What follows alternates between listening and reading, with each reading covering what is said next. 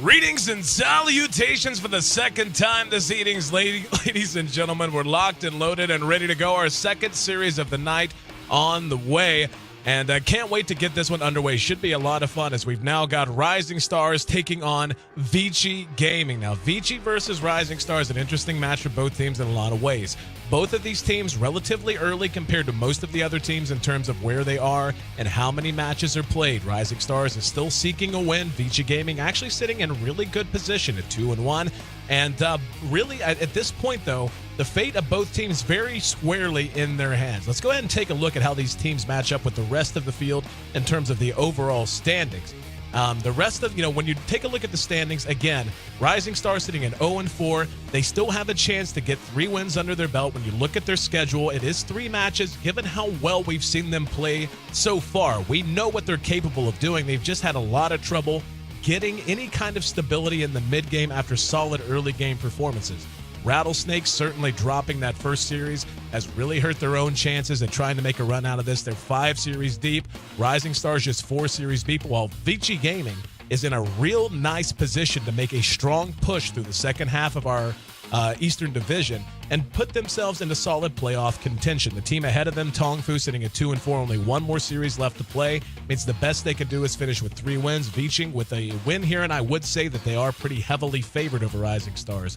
Can leapfrog them or at least put themselves in a position to leapfrog them as we head down the line. DK got another win under their belt with their win against Rattlesnake. So at this point, you've got your top 3 teams. LGD seems pretty much a surefire lock outside of if they take a loss and then Invictus is able to win out, maybe we wind up in a weird situation where basically we could have a playoff for the direct qualifying spot to Vegas. But for the most part, it seems a pretty sure thing that they're going to be our number 1 finisher and therefore not having to go through the playoffs. Then after that, the teams shaking out behind Invictus and DK, still a little bit of room. Vici, though, the number 1 contender for sure. So let's take a look at the lineups now. Vici and Rising Stars. Again, a lot of talent, but a lot of question marks along how these compositions are going to function in their own right. Fenrir, the support jungler, he's the leader of this Vici Gaming squad with ROTK in the offlane, Super in mid, 2-2 in carry, and FY on hard support. Sitting currently, again, 5th place position. They've got 4 points to go with that as well. 2-1. Really looking forward to see how strong a push this team can make, and they can certainly do with a win here tonight to make sure that push gets off to a good start.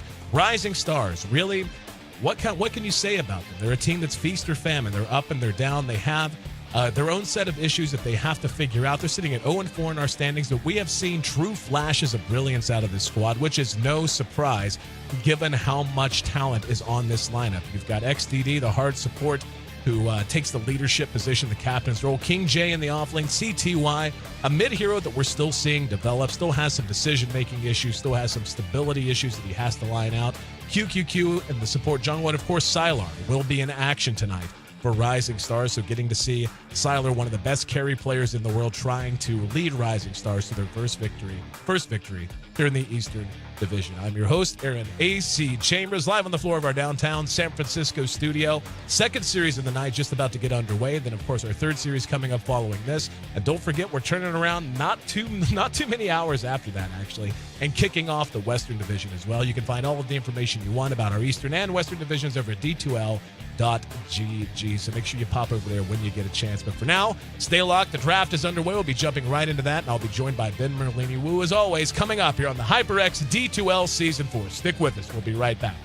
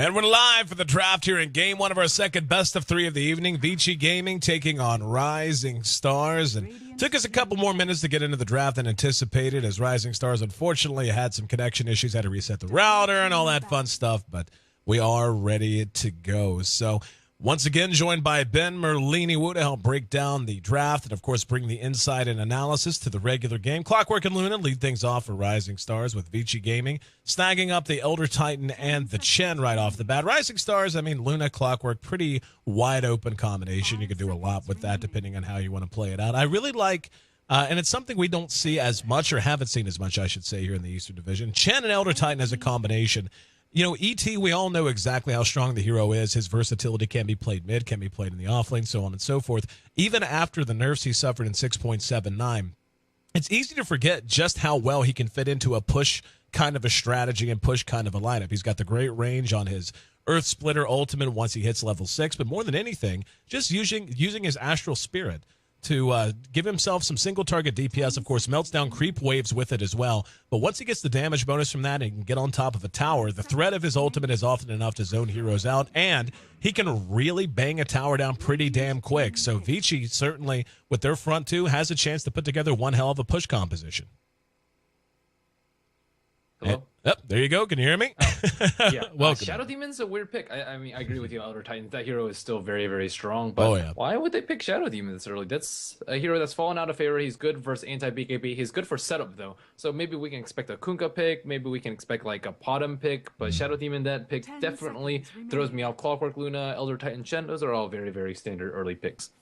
Yeah, seeing the Shadow Demon snagged out, I mean, Shadow Demon's one of those heroes that hard counters certain things unbelievably well. Good example that you just mentioned. Any kind of BKB hero is going to be shut down by Shadow Demon's ultimate. It goes through Magic Immunity, so on and so forth. But he also hard counters a lot of heroes that can fit into a split push kind of a lineup too. A Phantom Lancer, for example, is countered fairly well by Shadow Demon, who can, of course, disrupt an illusion. You know, Anti-Mage, same thing, just being able to disrupt him once he gets fat. Sometimes you can use his illusions against him, so on and so forth. So, yeah, I'm kind of with you, though. It's like you can kind of feel out why that's an okay pick here, but usually you're going to be able to get a lot of value out of him in a fourth or fifth pick position. Not always a good reason to spend a third pick on him unless you feel like the other team's going to grab him. And really with the front two of Vici, I don't know why they would have. I have no idea either. It's just very unusual. Maybe 6.78 is normal, but not now. It just makes me think they're going to pick even stranger stuff, and we may see something similar to last series where they have to go with something different. Death Prophet, I mean, it's a good hero and it's like somewhat common, but not in the Eastern scene, and that's what they try to pull off last game. So the underdog tried to pull off last game. So maybe they're just going for something strange here. They're taking a little bit of time with this pick. Looking at the bans, they're somewhat afraid of the push. Chen and Pugna are usually pretty good in tandem, and I think that was a smart ban by them, as well as DK, one of the stronger solo mids when it comes to push strategies. And they don't really have that good anti-push right now. So I think their bans are pretty good. Leshrac, Shadow Demon, this is old school. Yeah, I was thinking the same thing. And what we might see is just a lot of aggression coming out of the front three of Luna, Shadow Demon, Leshrac. I mean, you go back to, say, the end of 2012 in particular. Look at leagues like G1 and G League, etc. That was kind of an LGD international speciality. Run the Shadow Demon, Leshrac +1, and Luna oftentimes fit into that. Hell, I mean, if you go back to 2012, even teams like Na'Vi were running that pretty consistently as well and having a lot of success. The amount of everybody was running it. Yeah, exactly.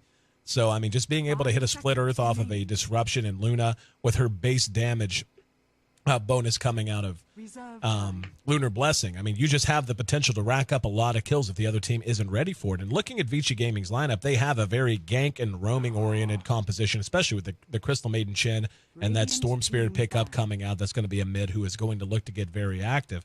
Problem is, Rising Stars, by all accounts, has a team that should be able to pressure all of these heroes before they can really get their feet underneath them and get in a position where they're going to feel super comfortable bouncing around. Storm Spirit in particular, once he hits 6, he can begin to try to dominate the map, but is a hero who really does need a couple of items to be at max efficiency, an Orchid Malevolence, a BKB. And Rising Stars, you know, they're going to have a considerable amount of push themselves. Like you said, the counter push not necessarily there the way they might like it to be. But if they're able to take, you know, a pick and push kind of an approach, if they're able to take one hero down and just free up a lane, with the Leshrac and a Luna there, they're going to be able to melt towers very quickly. The pressure is on Rising Stars this early game though. Shadow Demon and Leshrac, if both supports on each team are free farming, Chen and Crystal Maiden are going to get way ahead. They're just way better at jungling. So Rising Stars has to compensate for that by utilizing the aggressive nature of these two heroes and the combination of Disruption and the Split Earth to pick off early kills. They really need to shut down Super Storm Spirit. I've seen Super just like snowball out of control. And Vici in general has just been out of control lately. Oh yeah. And the odds are 80-20, but Vici has been looking like extremely strong lately. I'd probably say one of the top 3 Eastern teams, and a lot of people rate them a little bit lower, but they are just like surprisingly just like on a tear. And this was, I think, before Sylar joined their team too. And I think Sylar's slightly stronger than Tutu. I don't think he's $25,000 worth stronger, but he's still stronger. I agree. I mean, Sylar's just one of those names that anywhere he goes, the teams tend to have a fair amount of success. So seeing him join an already very strong Vici gaming squad has certainly been a lot of fun to watch, and really looking forward to seeing him settle in here. And this is going to be a good chance for him to shine as well. Windrunner, the pickup in 5th position for Rising Stars, gives them even more ability to chain abilities together.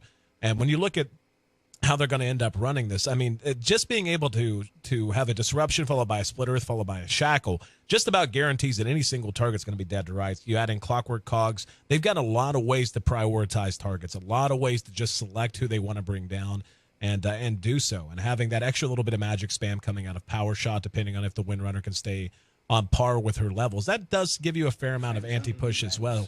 But yeah, Vici going to go ahead and grab up the Phantom Lancers, so that's going to give them a little bit of split push and a lot of bit of late game stability. Luna and Phantom Lancer, in terms of pure hard carries, that's one of the more interesting matchups you're ever going to see. Obviously, Luna with Glaives does have the ability to deal fairly well with Phantom Lancer illusions to a point, but once he gets up a Butterfly, Luna, as strong a late game hero as she could be, can begin to struggle in the face of him. Yeah, this is a classic 4 protect 1 from Vici, but I think they have the heroes to do it. The Elder Titan very good at stalling pushes, Fenrir on the Chen very good at creating space for the Phantom Lancer, and especially in combination with the Storm Spirit, you can just send him back and then he can TP in with full mana and just keep up the pressure. It's really important for them to be very efficient in their 4-man movement for Vici. And Rising Stars too, they have to be very efficient in their 5-man movement early or 4 without Luna, depending on how they want to play it. I do not think that they should play the farm game versus a PL versus a Storm Spirit. If you look at their lineup, Rising Stars, they don't really have that good of a way to shut down Storm Spirit. Like, they have Hook Shot, they have Split Earth, but how you going to hit that against a good Storm Spirit player like Super? They have Shackle, but positioning and jumping around should be able to mitigate that. And they have the mini stun on Luna, so it's like all like very like mediocre stuff at shutting him down. So I think it's very important for the Shadow Demon and Luna and Leshrac to shut down super early. This is the most important hero on their lineup in the like 5 to 20 minute phase of the game. PL is just going to do what he does, and so is Elder Titan, but this is the big game-changing hero. Well, taking a look at Rising Stars and the way that they're, just in terms of pure 5-on-5 matchup potential, they're going to have a lot of damage to pour out on Vici if they can get into position. As you said, that's where Vici Gaming's lineup does excel, creating space and kind of a surgical approach to the game, being able to move the Chen and Crystal Maiden around early. That's something I'm sure they're going to prioritize. Storm Spirit hitting 6, getting up maybe 1 core item, being an Orchid or a BKB, depending on which he prioritizes. Usually goes Orchid BKB in that order. Of course, a hero that could just be anywhere at any time and can punish bad positioning so well. But Rising Stars, between Luna's Eclipse, with Leshrac's entire kit in terms of damage output, Windrunner, a deceptively strong mid-game hero in terms of damage output if she stays on par with levels, so on and so forth. There's already a smoke. Watch this. This might be first blood. Yep. We see the smoke moving out from Rising Stars heading. He's on the wrong side of the creep wave. He needs to be on the right side. Usually when people smoke gank, they smoke gank from over here. So Super is still playing like pretty aggressively. Both teams know how important this mid lane is. Look how much he got pulled. He got pulled 2 tangos. He got pulled 3 tangos, and they're smoking. So Rising Stars, they have the right early game mentality. Here we go. There's a beautiful shackle to lead off from CTY, followed up with a well-placed disruption, and the Split Earth is there. FY is there to try and help. Will they be able to turn it around? No. First blood goes one way. CTY drops to VG as a reprisal kill. XDD not out of the woods quite yet as the Centaur and FY are right on his tail, and got off the Nova. QQQ is there. Oh, the Split Earth caught the Centaur mid-stomp. QQQ left behind, but CTY there with a couple of auto attacks to help force them back. So it ends up being a 1-for-1 exchange. However, they did manage to get the first blood. They did manage to kill off the Storm Spirit. FY, I could have actually gotten the kill on the XDD there. If he had clarityed up and then frostbitten him instead of right-clicked him, he would have gotten 1 kill. But still, very fast response from Vici Gaming. They know that they have to protect Super. So everyone's eyes are in middle lane. Side lane's just going to be a farm fest, whatever, on both sides. Clockwork can't shut down a PL, really, and Elder Titan can't really shut down a Luna. So just farming on both sides. Just keep your eyes peeled out on mid. And Super... I mean, it's still not terrible for him. They got CTY in exchange, so that was, yeah, pretty. Well, yeah, look at this: 23, 6, and 28. Super Storm Spirit is just one of the best in the Eastern scene. Oh yeah, one of the best in the world, no doubt about it. Definitely. And as you said, the other lanes probably going to be a little bit boring, at least until we start to see the roaming begin to get underway. And both sides certainly have the ability to get out into those lanes and cause problems. And FY currently babysitting a haste room, but the Chen and the Crystal Maiden in particular, especially with a couple of good creeps on Chen, can be particularly deadly. King J is playing very, very nose forward against Sylar so far. He's sitting at 9 CS to the 8 of the Phantom Lancer, so he's finding his farm as well. They're smoking. Watch this. Yep, there's that haste room we knew FY was keeping his eye on. He's going to go ahead and loop around. Has about a quarter time left on it. CTY going to come forward and going to be caught. There's the win run immediately. Frostbite says Shackle might buy it just enough time. Nope, never mind. Vortex grabbed him. There's the net to follow it up. And Test of Faith for Fenrir helps seal the deal. 3 minutes in, 3 kills on the board. Lot of attention as anticipated going to this mid lane. Vici currently in the lead. Big mistake by XDD and QQQ. They don't need to be pulling. They're strongest at level 1 compared to a Chen and Crystal Maiden, and they're already falling behind. Look at the experience. As soon as they what they did was double stack this and creep pull. La-di-da, you get some experience, but your mid is going to suffer, and they cannot play passively. There's another smoking. They know they need to move around the map. They can't let CTY lose middle when he's supposed to win in this matchup, especially with these two supports constantly moving around. So I think FY and Fenrir are doing a much better job at controlling the early game than the Shadow Demon and Leshrac, but looks like they're trying to get right back in. Can they actually kill Sylar? Looking at their inventory, no sentry wars on XDD, 1 sentry on QQQ. Yeah, they moved forward. Was going to say, as you mentioned, they do have a sentry. And now moving a little bit more quickly with brown boots on both. Sylar just salved himself up, so he's full health. But FY and Fenrir are just off to the side as well. And they here we have go. No idea that these supports are there. Yep. Their smoke just popped. This could get bad, depending on how quickly they collapse. They're going to go for it. There's a disruption. They're going to be taking tower shots. Sentry goes down. Split Earth is on the mark. Cogs go down as well. Sylar trying to find his way out. Will have help coming. Uses his wand charges, but does end up dropping now. Turning around, there's the net on the QQQ. They're going to be able to get him for sure. Split Earth's going to be off the mark. And Fenrir taking a bit of damage. FY forced to pull back as well. Fenrir does manage to get himself another kill, and Chen certainly has had a good start. He's already got his brown boots up, plus 700 gold aside, and sitting at almost level 5. So his early activity certainly paying dividends for him as well. They end up going 1-for-1 there. These are really high impact supports on Vici Gaming. Look at Chen. He's almost level 5 already, and CM is 4.5 too, and they've been involved in all the kills. They're at the right place at the right time. These are really, really good support players. MM actually may die on top. Oh my goodness. 32 HP left on him. Didn't see quite how he got so low, gonna guess, just hanging around a little bit too long in front of an Elder Titan. Elder Titan will just whittle you down here in mid. We can see Super continuing to go back and forth with CTY. The CS 18 to 19, so mostly a break-even affair there in mid, despite all of the action.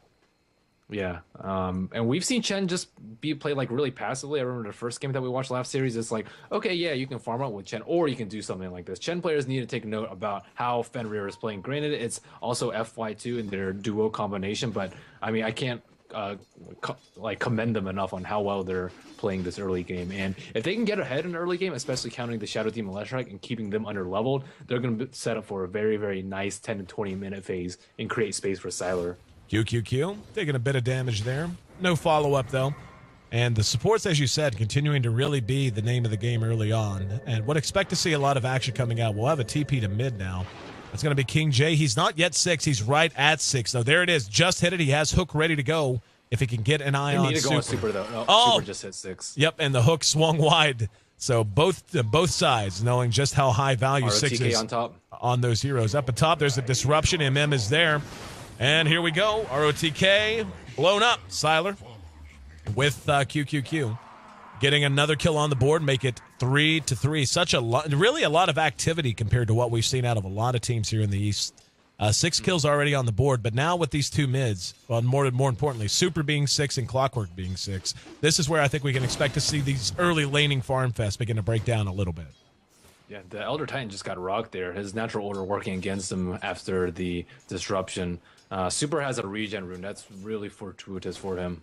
Both teams playing very well this early game. Shadow Team and Leshrac, they are the probably 2 most aggressive supports early. Chen and Crystal made him pretty much too. Look at them smoke behind, trying to get a kill on King J. They already have a war set up. They know exactly where his position is, but he has 872 HP. He has a stout shield. It's going to be pretty difficult to kill him. Almost got Super in mid. We see that CTY managed to hit a shackle off of a creep. The damage just wasn't there, even with the split earth, and Ball Lightning able to get him back to safety. Fenrir continuing to hang back, and now the Centaur's going to have his smoke pop. King J going to wander around the corner, get stomped out, and no follow-up net, though. Nope, they will follow it up, but no way to dive. The creep wave just not in position. Sylar unable to auto-attack the wave and get it down quite fast enough. Now they'll end up pushing, but this has given enough time for Rising Stars to react. So fortuitous little turn of events there for King J and Rising Stars. And still scouting out. Centaur has died. King J almost out of mana though. They need to fend off this push. Do they have any sentries? There's only 1 dust on King J. That's better. Still, yeah, I didn't think they would have too much trouble with it. I mean, a little bit of damage done, but for the most part, the fact that was spotted mid-dive, giving them the ability to react appropriately. Invis Rune is going to be spotted in the river, though, so we'll see if they want to pick that up and try to make something happen with it. In terms of the carries, they're roughly on the same par, 43-41. Phantom Lancer slightly ahead, at least at the moment. In terms of net worth, right behind each other as well. 20 gold separating Super both maybe of them. looking to zip on Luna on top. That's going to be a very long range. Oh, there's a salve, though. I don't think Super knows that. And MM also has an Eclipse. They spot him out with Observer Ward. They know he's there. Super going to head right to the medium camp and do a little bit of jungling, but for right now, the movement continues. XDD and QQQ looping around through the Ancients. And let's see, are they going to head to mid or head into the jungle? Looks like they're actually just going to go ahead and continue to occupy space. Things have settled down just a little bit so far. Sylar, meanwhile, farming away, has his Midas up at a very early timing, considering he'd already died. CTY vortexed out. TP's going to be there, shackled by some time, but the Frostbite's there. Here comes the hook in from King J, drops the Cogs. Disruption. Bought CTY time. Will it be enough? No, 1 auto attack enough to clean him up. It's going to cost them FY at least. Can they pursue it out? Battery Assault is up, and there's the net to buy time. QQQ simply didn't have the mana or the cooldown to get off another disruption. Here comes Elder Titan. ROTK throws out the Spirit, doing a bit of damage, and a little bit of an understatement. In the meantime, though, this has freed up space on bottom for Sylar to begin pushing. We can see that tier 1 is down to half health now.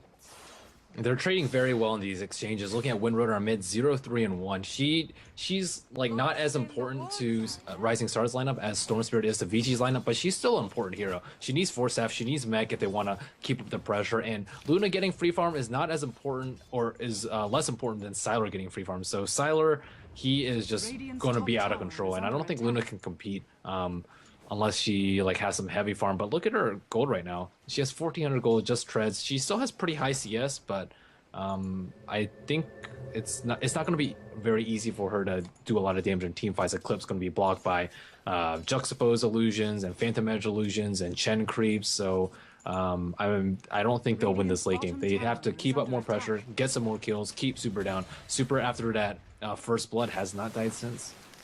We can see Luna actually helped out quite a bit, found a solo kill on the Elder Titan at top as well. A lot more attention being given to mid. Smoke. Yep, as XDD and QQ set up position behind CTY. Don't know if they want to go on Super. If they there's a shackle. Will catch off the tree. And the Soul Catcher, missed time terribly. Bad communication. That was going to be tough to pull off to begin with. But they split Earth, just not timed appropriately whatsoever off of the disruption. Missed opportunity there. Indeed. ROTK pushing a little bit up at top. That's going to prompt a reaction. But so far, neither team really. I mean, we're seeing kills, we're seeing movement, but as you said, it's more or less the trades are going fairly well in favor of Vici. Now they're going to engage on CTY one more time. FY is there, going to catch him with the Frostbite from the low ground and the Nova.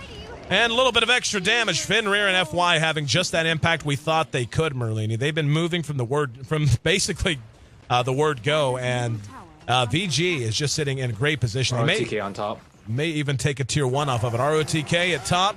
healed up with Hand of God and one Lucent Beam, enough to secure the kill there. In the meantime, they do manage to lose a tower. Siler at bottom, continuing to go to work here, but King J's there to stall that push.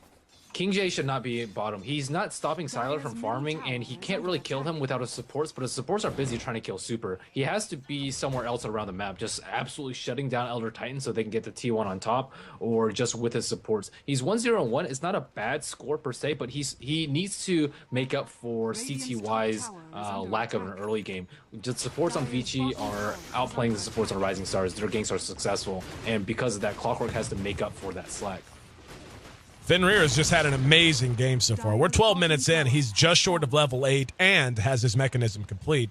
And yeah, there's really no reason for them to slow down now. Siler did opt to get a Midas first item, so he had it up very quickly. That gold is going to begin to show itself before long at all, especially as these towers continue to drop. ROTK in a position to thwart any push at top. Looks like they want to try and force a fight here. There's a Shackle. Will catch Siler, but Doppel walked away. They know where he is, though. He's in range of the tower. Dust goes off just in case, and that's a very fortuitous pick for them. Not only did he manage to stop the push, managed to slow down the Phantom Lancer as well. They had to stay away from the tree line. We've seen a couple heroes get picked off by Shackles. Like Super had a tree eater in mid. He could have cut down this tree right here. But they have to play differently versus Windrunner. And this is exactly what Rising Stars should do, though. Is either 4 protect 1 or just 5, just push as 5. They have to keep up pressure. No passive play for them. They're going to lose out to these farming supports as well as the Midas. King J looking for a kill, but he doesn't have a hookshot up. Hookshot in 30 seconds. He's going to be netted and frostbitten. Fenrir is there to help with a test of faith, and that's going to be a free kill going the way of VG. That's the kind of thing that Rising Stars, they can't afford to make those mistakes. As you mentioned, the onus really on them, especially given the way the early game is gone. I mean, they just have not moved as well. They have not been as productive as the supports on VG, and any margin for error has quickly become nil. And they just basically lost King J there, just misjudging a situation. 6-7. Vici trailing in kills, but in terms of gold, they're actually up to plus 3,000. So Rising Stars with the Luna, I guess the Phantom Lancer, even the late game is not going to feel very comfortable. They need to start getting some things done across this map very soon. I don't know what King J was thinking there. Like he's a Clockwork, he's melee, he doesn't have phase boots, and he doesn't have hookshot. So how is he supposed to close the distance? He was like looking for a very, very low probability kill. The only like hope is like, oh yeah, he like runs into someone around the corner and can cog them in with a battery assault. But that's like so low probability. He can't play riskily like that, especially when they have such a tenacious lead right now. The gold lead 3,500, almost 4,000 in favor of VG Gaming. Siler's farm really kicking in.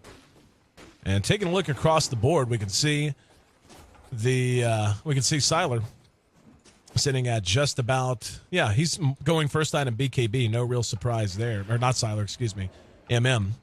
Sitting at 700 towards his BKB. Another 600, he'll have it up. So he'll be able to start coming to fight soon, and I think that's a good choice for them. They really do need to capitalize on just how well they match up against Vici. Vici, though, has really been playing to their strengths. Again, a very surgical lineup, a lineup that does well moving in small numbers, just picking little cracks in the defense and exploiting them. Rising Stars, when they group up with 5, especially if they can get CTY's mechanism up in time, which they will. He's going to have it at about 80 gold after clearing this camp, actually. So they're going to have the tools to start taking fights on their own terms very, very soon. It's just a matter of if they can outposition Vici, which is saying a lot when you're up against a Storm Spirit, an Elder Titan, so on and so forth, a Phantom Lancer that can split push so effectively. I mean, they still are not out of this game despite being behind 3,000 to 4,000 gold, but their timing window is definitely coming soon, and Vici, very well aware of it, they're going to smoke up. Super is almost has his Orchid too. He almost has a second Oblivion Staff, and once that happens, things are going to be really, really bad for Rising Stars because they have to split together in packs, but Vici's just much better at that. Rising Stars are moving together, but they're not getting that much accomplished. Vici, on the other hand, just making very effective use of ganks.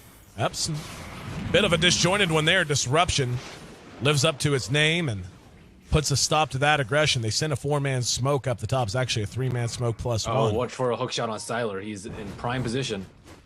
And King J, with dust in his inventory, not going to take it. Oh, he is not greedy. Siler going with the early Vlad's build, just knowing that they need to push past this midpoint of the game. And if they win like 2 or 3 fights, they're just going to snowball out of control. But Rising Stars has, I think, the better fighting lineup right now because they do they even have the mech up on Windrunner? Yeah, they do have the mech on Windrunner, so they should be pretty good at fighting right now. Yep, it's I completely agree. Yep, here we go. Are they going to try to dive off of that? The tower down to about a third health. Looks like they're not going to contest it too much. TTY and QQQ just kind of hovering about. Initiate. He's way out of position, though. They do pop the glyph, so forcing the glyph out a win in and of itself. Looks like they might fall back off of that. With the Orchid coming up, I don't know. I mean, we're both very much in agreement that Rising Stars, especially with the BKB, soon to be done, and I should be on the way now for the Luna. They have the better 5-on-5 team. Nope, they're actually going to go back to the well, heading up to the Tier 1, and just no one's in position here. Really, I feel like Rising Stars is beating themselves as much as anything right now. Yeah, King J has to be there to hook shot and then follow up with an Eclipse. Should be pretty easy, especially without any Phantom Lanes or illusions around. The Wildkin not there to tank, but they just lost opportunity right there. They gave up a free T1 for nothing while Sylar is farming too with a DD. So he has 1,400 gold up. Luna has his BKB. The iron is hot. Strike now. They're continuing to hang around the dire side jungle. Doesn't look like they're willing to fall back. Elder Titan with a 4-staff nearly complete now.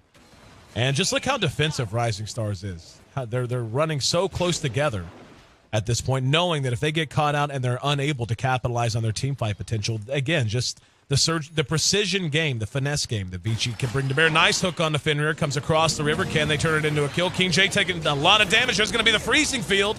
And Fenrir, no, he's going to use Hand of God and survive. CTY caught out Vortex back after the Earth Splitter. And they're not done. In the meantime, the rest of the team fight beginning to split up. QQQ engaged upon by Super. That's going to be a 3-for-1. They did manage to chase down Elder Titan. Looks like MMM popped the BKB and pursued him into the secret shop. Sylar right on him, but no stun to knock him out of it regardless. Big win going the way of Vici, and that's what we were talking about, what we knew was a worry. Rising Stars got out-positioned once again. Just we're not all together. Clockwork took his shot, but ended up engaging into a much bigger fight than I think he had anticipated. Yeah, that freezing field was really effective there. And no defensive disrupt by Shadow Demon because Super had a really nice Orchid on the Shadow Demon.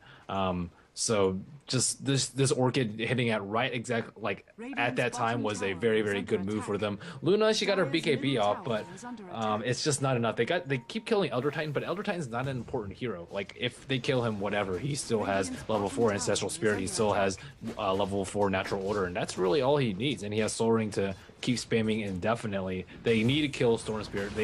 He hasn't died in like 15 minutes plus, like probably 17, 18 minutes now because he died very, very early. And with this Orchid, like Rising Stars is going to continue to play more and more passively when they have to play aggressively. They're losing their momentum. They've already lost it, to be honest. Yeah. Lost their momentum. And how many times have we talked about this with Rising Stars? I mean, their early game wasn't bad. I mean, it was a lot of even trading, a lot of haymaker for haymaker, and a lot of movement on both sides, and that's all well and good. But again, not to sound fatalistic, certainly anything can happen in a fight if they're able to land a good hook and so on. But we've seen it over and over again in their performance here in the Eastern Division, is they'll start out well, and then they just kind of lose steam. They end up losing. He gets disrupted. Oh, look at his positioning though. He knows what's up, and he drops a remnant and then runs away. Like their team is very, very aware of what's around the map, and they position themselves accordingly. Like already sending him back up in case there's a fight that comes in. And meanwhile, Sylar's still farming away. Nothing to do on that front. He has Yasha up. Manta's going to come up soon. He's farming faster than MM right now. Their CS is almost the same, but he's about 1,000 net worth ahead just because of the Midas. And right now, as you mentioned, I mean, Rising Stars, yep, they're going to smoke and try to make something happen, but for the most part, taking a very defensive posture. And again, to finish what I was saying is, we've seen it over and over. They'll have a good early game, then they just seem to run out of momentum. They kind of get into this mid-game funk where they can't really exploit the line of their compositions the way they would like to. And so far, Vici, as you mentioned, a combination of factors, having such a good early game, being able to take early towers. They're up to almost a 10,000 gold lead now, which in itself is a big handicap, but just really outplaying them across the board. You just hate to see Rising Stars come apart just as they have over and over again in almost every match we've seen them play so far. And King J is just like hanging out, looking for opportunities that aren't really there. Yeah, to think about Rising Stars, it's like they can either play really high risk, high reward, like 10 to 15 minutes in and keep up the aggression, but they choose to make it way later when they already lost the opportunity, like when PL and Storm Spear already have like massive amounts of items. And I think that time's gonna come like pretty soon. They're gonna like feel like they're forced to do something, but they could have done it like 10 minutes ago when they're in a better situation. I guess they're relying on Luna's farm, but she's not gonna be able to carry them, not with a super stack Sylar, and he is getting there. Yep, we can already see serving as both bait and pusher for this top lane. QQQ comes back, will throw out a shadow poison, but he's got help in the woods. There's a disruption onto the illusions, looking for some RNG left. By creeps. Yep, being caught out, and one test of faith, going to add another kill to Fenrir's total. He's done that all game long. And they took the bait, but just such a slow response out of Rising Stars. They're going to get here in time to maybe try to re-engage. Up, there's a hook. Can they catch Sylar down to half health? Dusting him out immediately. Meg gets him back up. Shackle will not latch. And here comes the Earth Splitter. They're going to try to re-engage. Lesh doing good damage, but not enough. King J caught out behind, cleaned up by Sylar. In the meantime, Hand of God resets the fight, and MM has to pop the BKB to just run away. Fenrir adds another kill to his total. CTY and MM forced to pull all the way back. And yeah, CTY going to be frostbitten, cleaned up. One imagines this is the beginning of the end already. Yeah, they have little reason to try and turn around right now. 3 down, the 2 main initiators, or one main initiator and one part of that tandem of Shadow Demon and Lesh down. They're going to get the tier 3 at least, maybe a set of racks.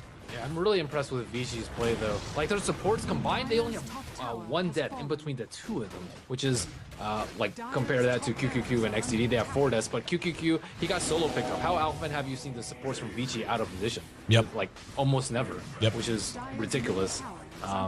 And they don't even need items on Sylar. Like, he has 4,000 gold, but you could buy a Diffusal, you could buy a Manta, but they don't even need it to take out a Rax. Yep.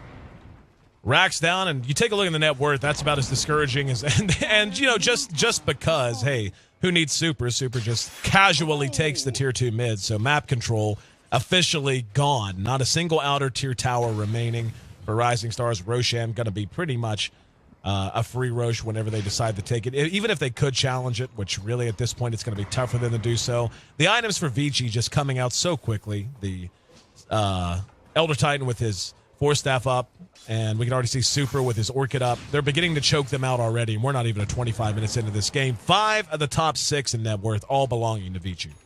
Yeah, their teamwork's also really good too. When Phantom Lancer got hooked and cogged right here, immediate mech and Force Staff out of the cog, and that just put him in a really bad position. And an Earth Splitter to kind of zone out Rising Stars. Their 2 supports were forced to run to the right, King J to the left, and they split them up very, very effectively. So their response to this fights are like very, very quick and precise with their actions too. They know exactly what to do in very short amount of time. Their reactions are just incredible. They can just take out Roshan right now and then press the T3 if they really want to. If not, they just get PL super farm while they starve them out. They have so many options right now as to what they can do, or they can just go heavy gank and just pick off if they decide to come outside of their base, because Storm Spirit has, let's see, he has almost his Lincolns right now. Should be very close. Yeah, Perseverance already done. Parts of it on the way, and here's the Roshan, which again, we knew was going to be pretty much free. Vanguard, actually, the pickup on ROTK, and that just goes to show you how confident Vici is and where they are, just trying to guarantee themselves. Vanguard best item, ASC, what are you talking about? Obviously, why would I build Vanguard on everyone? It's like it's the new Midas, dude. Like, we're ahead of the trends. It costs more than Midas. You always get Midas over. Don't speak blasphemy, okay? You're a naysayer. Hey, I'm over the Midas trend. I'm not gonna lie, I kind of am.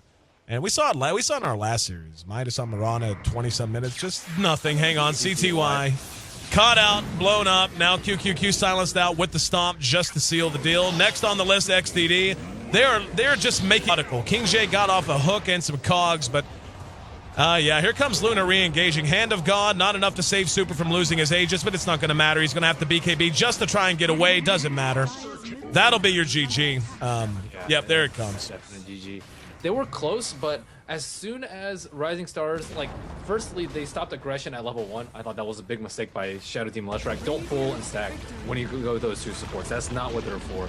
So I think that was the first mistake by them. Second mistake was not pressing advantage right before Luna got her BKB, and then they got the Vlads on the PL, they got the Orchid on the Storm, and they just like, and the 4-staff on ROTK, and they just pushed their way to victory, and the really early mech.